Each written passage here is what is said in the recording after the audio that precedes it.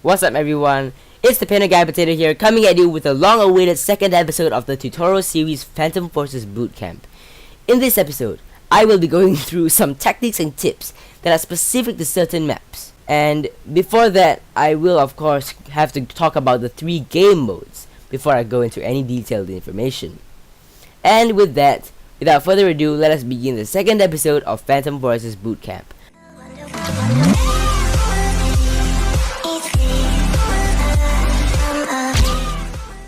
So in the previous episode, I gave an introduction of Phantom Forces and went through some of the game's interesting quirks and features. But a guide to any first-person shooter would never be complete without a detailed analysis of its maps. In this episode, I will be doing just that. Let's talk about the 3 game modes first: Flare Domination, Team Deathmatch, and King of the Hill. If you have played any first-person shooter before, I assume you should be familiar with these terms. But if you, like me, have Phantom Forces as your first-person shooter, it would do you some good to listen up. Team Deathmatch is rather straightforward. Your sole aim is to kill as many people as possible. The first team to reach 200 kills wins, but if neither team reaches 200 kills, the team with more kills at the end of 15 minutes wins. King of the Hill is a game mode where you will have to capture a point which is called the hill. It takes you 10 seconds to capture the hill, and your team gains points and your enemy loses points if the hill belongs to your team. Your team gains more points and your enemy loses more points if you keep sitting on the hill after you have captured it. You earn 250 XP for capturing the hill and 10 XP every 5 seconds thereafter if you keep sitting on the hill. The team which has 0 points first loses. In Flare Domination, there are 3 flares that you need to capture. They work similar to hills.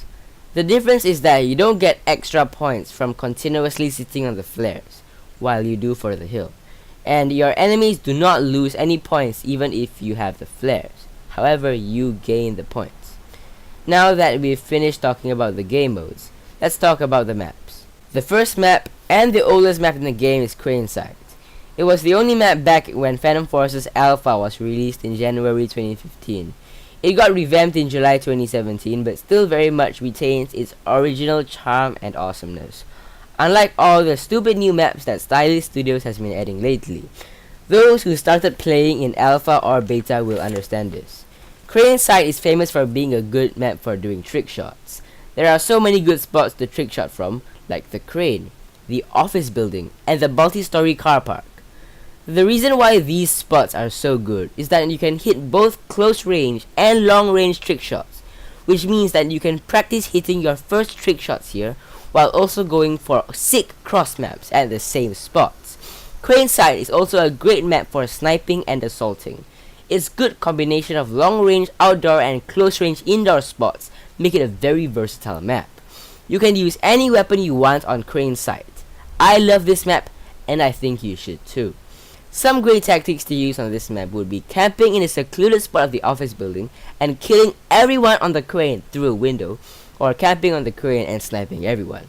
Just remember that falling off the crane is an absolute death sentence, so be very careful when spawning on anyone on the crane or just moving around on the crane. Also remember that there are very few hiding places on the crane, and it is easy to get shot from all directions. Camping on the crane can be lucrative if you know how to watch your surroundings well. In this map, the hill is a very open space with no place to hide. You will get killed quickly if you try to hold the hill, as there are many places that you can get shot from. So don't hold the hill. Instead, go to one of the little containers with windows by the side of the hill to camp and kill anyone trying to capture the hill. In Flare Domination, Flare B is at the gas station. It is therefore a good idea to camp on the top of the building overlooking the gas station. Just a reminder that I will be going through tactics like camping in a future episode, so stay tuned. In the position that I just mentioned, you will also be able to attack people going for Flare C, which is behind you. That's all my tips for CRANESITE. If you guys really want more tips about this map, request it in the comments and I will make a long video dedicated to this map. I can also give tips for all the other maps if you want them. The next map I am going to talk about is Desert Storm. As the name suggests, it is set in the Afghanistan desert, and it is one of the most versatile maps in the game. You can use shotguns or snipers, and of course, you can use the shotgun sniper. I will cover how to make the shotgun sniper in a future episode. Basically, any gun and any playstyle works on Desert Storm because there are spaces for close quarters combat within the buildings, and then you can snipe across the map. You can also do different types of trick shots on this map. I'll talk in detail about doing trick shots in a future episode of this series. Like a lot of other maps, don't hold the hill because you are very exposed and can get shot from just about anywhere. However, camping in a nearby building is very useful. I don't have any special tips for this map, so I shall move on. The next map is Metro. It is the most famous map in Phantom Forces because it is the best map for hitting clips. I'll go through hitting clips in a future episode. Enemies tend to bunch up along the main hallway, and that is where you can kill a huge number of people in a short amount of time. Machine guns are the best for this map because you can just slaughter all your enemies with little effort. It is common for good players to get more than 100 kills in one match of Metro. They usually use assault rifles or machine guns. Another notorious spot is down the escalator. Since enemies tend to line up down the escalator, you can kill up to 6 people in one shot just by shooting down the escalator with a powerful weapon. In this map, the hill is concealed by some random stuff, so it is acceptable to hold the hill for some extra points. Metro is full of close range combat, so it is best to take close range weapons with you. Or you can use a powerful sniper and hit some sick thieves. The next map is Warehouse.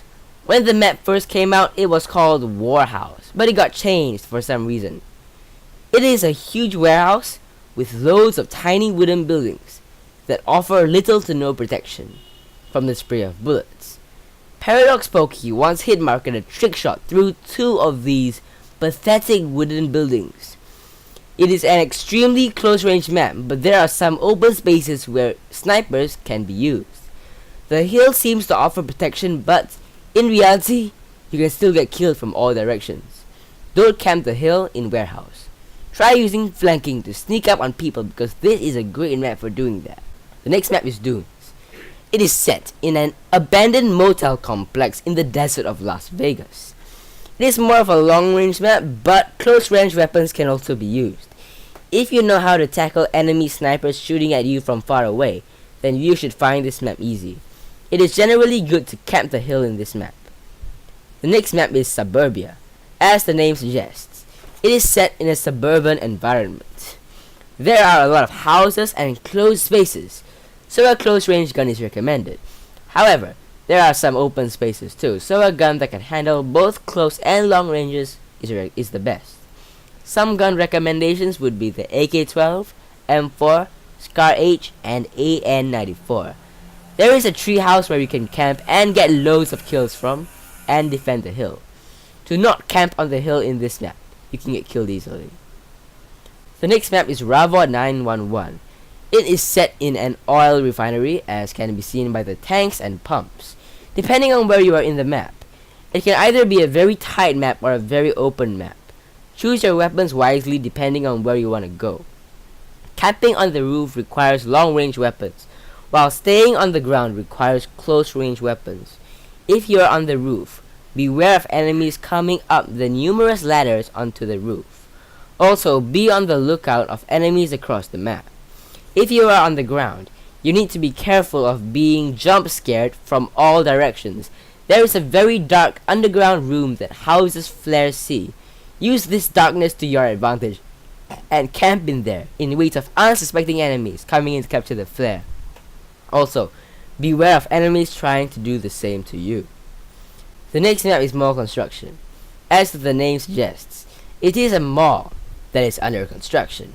Complete with scaffoldings and even a crane, this map is very realistic. The mall has 4 levels and it is kind of fun jumping between them. Do not camp on the hill because you can get killed from more than 20 different places. If you want to capture the objectives, use an assault rifle, but sniping is a viable option if you just want to camp on the roof and kill enemies at the other side of the roof.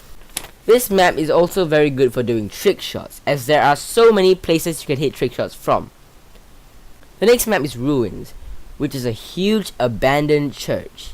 There are narrow pathways where you can snipe from the top of the map. Depending on what you want to do, you can use many different guns on this map. If you are at the bottom floor of the church, you can get sniped easily from up there, so always keep moving in an unpredictable pattern. There is a sewer that you can walk through, but that's just totally useless, so don't bother about that. The hill is positioned in a place where you can get shot from above, and the people coming from below, as well as the people across the map, so don't go near the hill. Let others do the dirty work. If you choose to capture the hill, run far away the moment you have finished capturing it. The last map I need to mention is Highway Lot. It is a random complex situated in the middle of a deserted highway. This map is great for both sniping and assaulting, and people tend to bunch up at the hill, which is in a dark and small space. If timed correctly, one can get loads of kills by just throwing a grenade into the hill.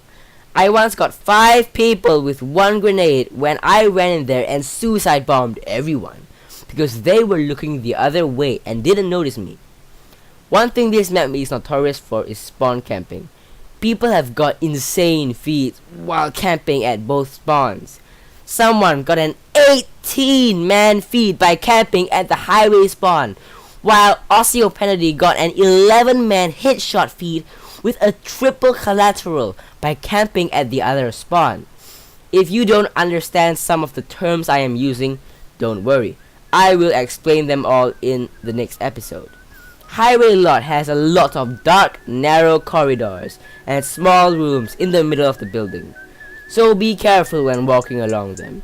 And that concludes the second episode of Phantom Forces Bootcamp. Thanks so much for watching and see you soon. Don't forget to like and subscribe if you haven't already done so. It's been the Piano Guy Potato, and I'm out. Too damn